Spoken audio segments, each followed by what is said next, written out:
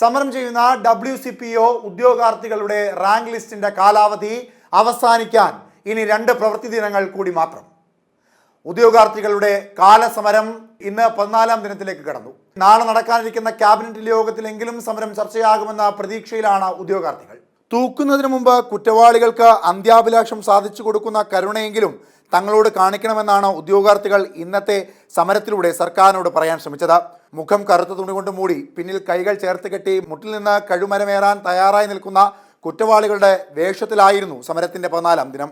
അപ്പോൾ അത്രയും എഫേർട്ട് എടുത്ത് നമ്മൾ ഫിസിക്കലിനെ ട്രെയിൻ ചെയ്ത് കഴിഞ്ഞ പിള്ളേരാണ് മെയിൻ ലിസ്റ്റിൽ വന്ന് എന്ന് നമ്മളിപ്പം സർക്കാരിനോട് കെഞ്ചി കൈ നീട്ടുന്ന ഒരവസ്ഥയാണ്. പിന്നെ ഇന്നത്തെ ആണെങ്കിലും നമ്മൾ ഉദ്ദേശിച്ച വേറൊന്നുമല്ല. നമ്മളൊരു തൂക്കുമരത്തിലേറുമ്പോൾ ഇവൻ ആരാച്ചാരാണെങ്കിലും നമ്മളോട് ചോദിക്കും, നിങ്ങൾക്ക് അവസാനമായിട്ട് എന്തെങ്കിലും ആഗ്രഹം ഉണ്ടോ എന്നുള്ളത്.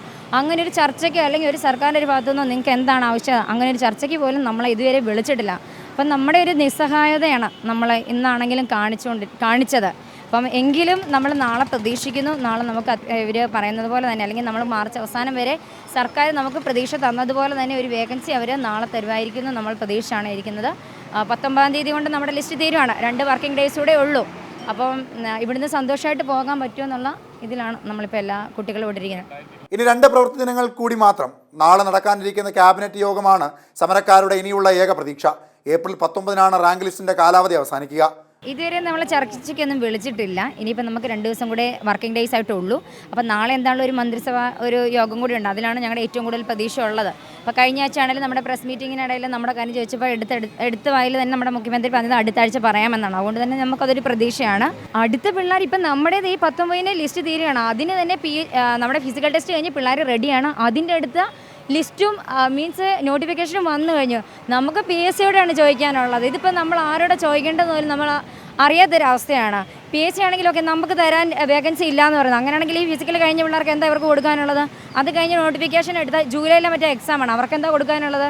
എങ്കിൽ പിന്നെ ഒന്നെങ്കിൽ ലിസ്റ്റുകൾ ഇനി വേക്കൻസി ഇല്ല എന്നുണ്ടെങ്കിൽ ഒന്നെങ്കിൽ യൂണിഫോം പോസ്റ്റുകൾ 2 വർഷം ആക്കുക.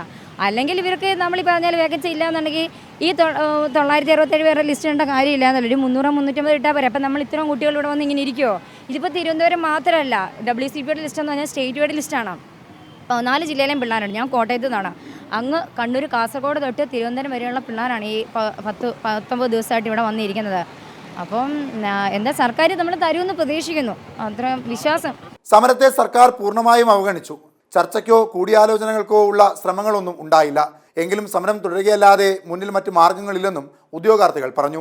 ക്യാമറമാൻ ചന്ദ്രൻ ആരനാടിനൊപ്പം അനന്തപത്മനാഭൻ, M5 ന്യൂസ്, തിരുവനന്തപുരം.